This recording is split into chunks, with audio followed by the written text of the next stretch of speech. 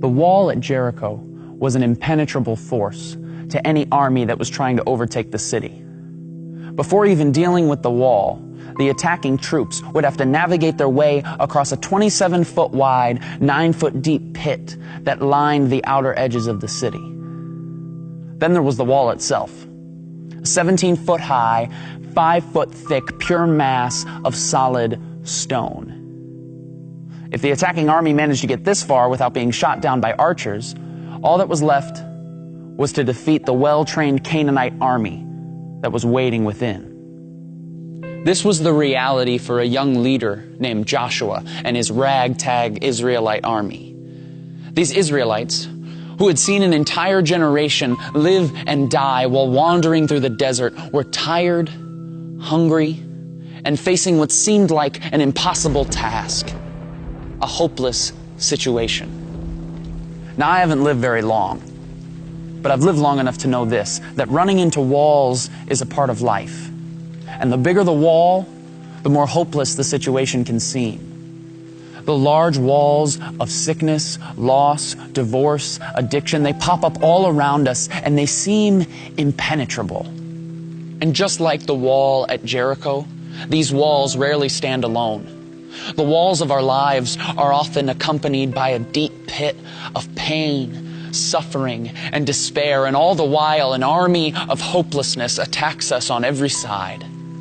The question is asked all the time, if God loves us so much and is so powerful, then how could He allow these walls to pop up around me?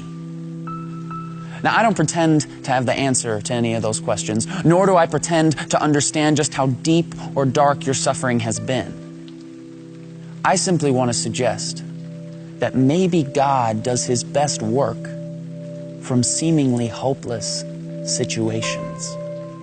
When I read the Bible, I read about people and characters, all who faced seemingly hopeless situations.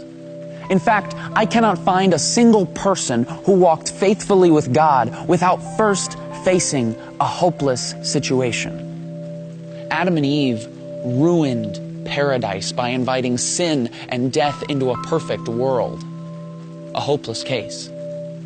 Joseph was betrayed by his brothers for his pride and put in prison. A hopeless case. Moses was cornered on the banks of the Red Sea with the most powerful army in the world breathing down his neck. A hopeless case. Gideon was 300 against 300,000. David stood across the valley from a bloodthirsty giant. Esther was a woman trying to gain a word with a prideful king. Daniel's roommate was a lion. His friends were thrown in an oven. Jonah sucked at his job and got stuck in a whale. Peter was a coward.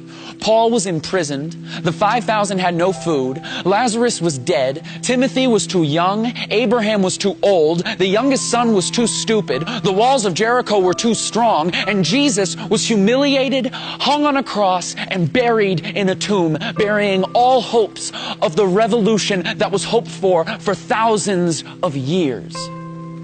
Now, everybody was ready to close the book on these stories. The end, game over.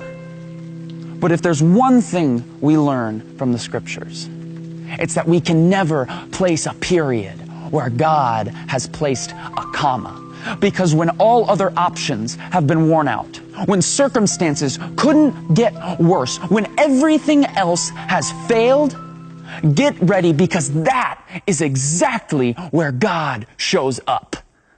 Because Joseph became second in command. The Red Sea parted. Gideon won without lifting a weapon. Goliath's head was on a plate. Esther spoke and the king listened. Daniel tamed the lion. The oven felt like room temperature. Nineveh repented. Peter became the rock.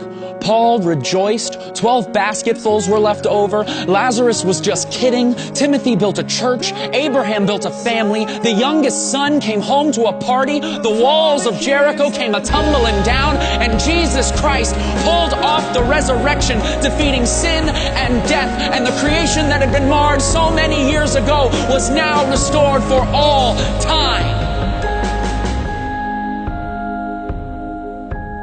With God, what seems like a hopeless situation is not only possible, it's favorable. Because only God can turn a mess into a message. Only God can turn a trial into a triumph, a test into a testimony, and a victim into a victory. His power is made perfect in weakness. So let us rejoice in our trials and hold unswervingly to the hope we profess, because he who promised is faithful, was faithful, and will always be faithful, no matter how hopeless the situation.